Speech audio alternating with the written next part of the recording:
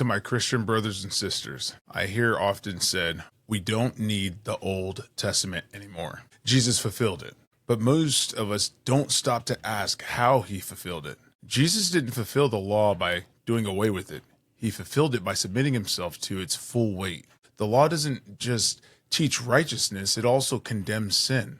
And scripture says clearly, cursed is everyone who does not continue in all things written in the book of the law. When he said that, the New Testament wasn't written yet. That curse didn't disappear. Jesus stepped into it. He lived the law perfectly and then allowed himself to be condemned as though he had broken it.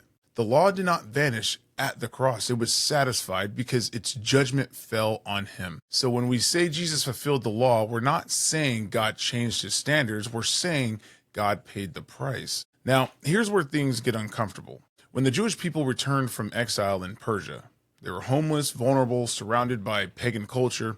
The first thing they restored wasn't the temple. It was God's appointed times. Before the foundation of the temple was even rebuilt, they immediately began observing Sukkot.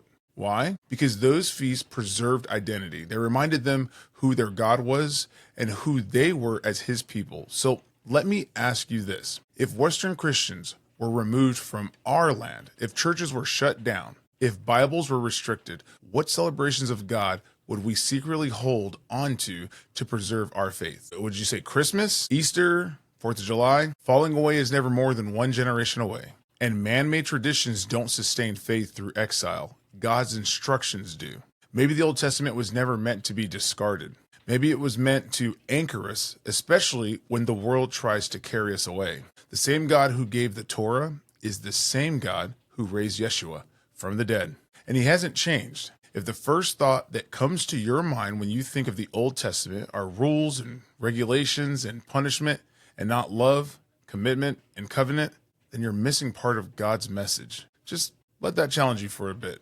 I hope you like this message. Like and subscribe, and I'll see you in the next video.